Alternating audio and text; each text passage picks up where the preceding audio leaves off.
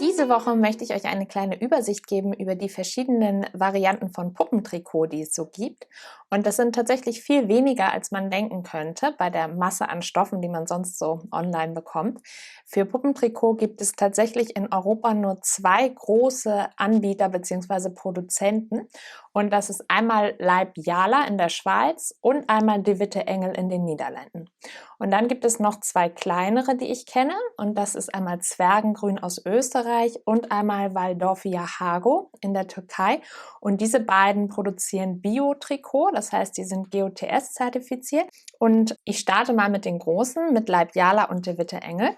Der wesentliche Unterschied bei Leib Jala und De Witte Engel ist, dass Leib Jala 2 verschiedene Qualitäten an Trikot anbietet und De Witte Engel bietet nur eine an. Das heißt, ich hoffe, ihr könnt das sehen. Das sind jetzt die von Leib Jala und das ist einmal eine schwere und eine leichte Qualität. Und die schwerere Qualität lässt sich schwerer dehnen, das heißt, die ist fester. Und die leichtere Qualität lässt sich viel stärker dehnen und ist weicher dadurch. Bei De Witte Engel ist es so, dass es nur eine einzige Qualität gibt. Hier liegen zwar auch 2 Stoffe, aber es sind nur unterschiedliche Farben. Und diese Qualität liegt von der Festigkeit genau zwischen den beiden Qualitäten von Leib Jala. Ich weiß nicht, ob ihr das jetzt hier sehen könnt. Und außerdem unterscheidet die sich darin, dass sie von beiden Seiten rechts gestrickt ist. Das heißt, es ist ein Interlock-Stoff. Also es gibt keine rechte und keine linke Stoffseite. Das ist bei den Leib Jala-Stoffen nicht so. Die haben, das hier ist jetzt die leichte Qualität. Das ist die linke Seite und das ist die rechte. Und auch bei dem anderen, bei der schweren Qualität hat man eine linke und eine rechte Seite. Und diese leichte Qualität verwendet man für den Kopf und die schwere verwendet man für den Körper. Der Vorteil davon ist, dass man, wenn man Anfänger ist, das mit dem Stopfen einfacher hat, wenn man die schwere Qualität verwendet, weil die Puppe sich nicht so stark verformen kann. Das heißt, die Form, in der man das Bein oder den Arm näht, die behält das Trikot auch ganz gut bei, auch wenn man nicht so erfahren ist im Stopfen. Bei dem De Witte Engel Stoff wiederum ist es so, dass man beim Stopfen gegenhalten muss, damit die wirklich in Form bleiben. Ich habe dazu auch ein Video gemacht, das verlinke ich euch auch nochmal hier, wie man richtig stopft. Und da zeige ich auch, wie man besonders mit De Witte Engel gut stopfen kann. Aber ich finde einfach diesen Stoff besonders schön von der Haptik her. Deswegen verwende ich den auch gerade für Babypuppen, weil der super weich ist und weil man einfach für Kopf und Körper genau dieselbe Stoffoberfläche hat. Und ich finde das sehr schön. Außerdem ist der De Witte Engel Stoff blickdicht, während der Leib Jala Stoff so leicht durchschimmert manchmal. Gerade die Nahtzugaben oder wenn man mal so ein dunkles Pünktchen in der Wolle hat oder so, dann sieht man das bei den helleren Farben bei Leib Jala durch an der fertigen Puppe und bei De Witte Engel eben nicht.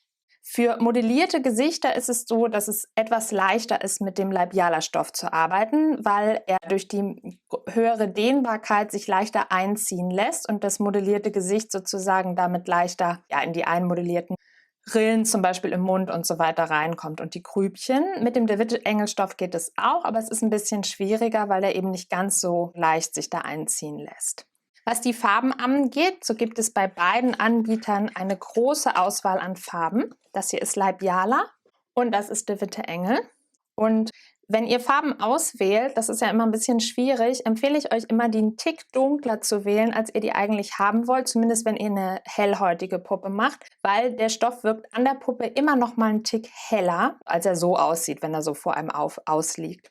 Was ein bisschen schade ist, ist, dass beide, finde ich, nicht so einen richtig schönen Braunton haben, vor allen Dingen Leib Jala nicht. Das heißt, wenn ich jetzt eine Puppe machen will mit dunklerer Haut, dann habe ich die Wahl zwischen so einem Rotton, der relativ unnatürlich ist, und so einem ganz dunklen Braun. Alle anderen Töne und diesem hier, das ist so ein bisschen so ein grau-beige-braun, aber ich finde, es gibt keinen wirklich richtig schönen mittleren Braunton, so einen Karamellbraunton.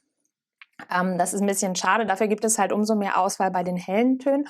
Und meine Favoriten sind hier die Farbnummer 211 für einen dunkleren, hellen Hautton und die 317. Die sind beide sehr schön, finde ich. Und für die sehr hellen Puppen verwende ich hier die 4355. Das sind die Farbnummern von Leib Jala selbst. Wenn ihr das kaufen wollt, dann empfehle ich euch den bei Wollknoll zu bestellen. Da müsst ihr den nicht aus der Schweiz bestellen.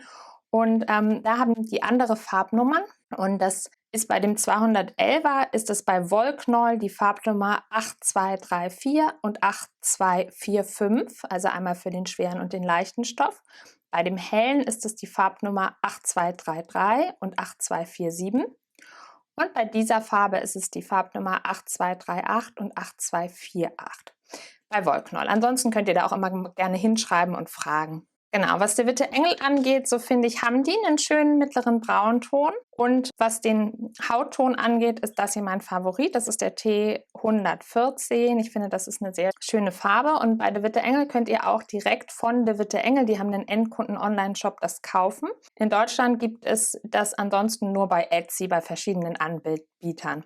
Wenn ihr da aber bei Etsy eingebt, der Witte Engel Stoffe, dann findet ihr wirklich eine ganze Reihe an Anbietern, die diese Stoffe anbieten. Für einen helleren Hautton ist auch der T115 schön, aber der sieht wirklich sehr, sehr hell aus an der Puppe. Also die fertige Puppe sieht damit sehr hell aus, genauso bei Leibjala.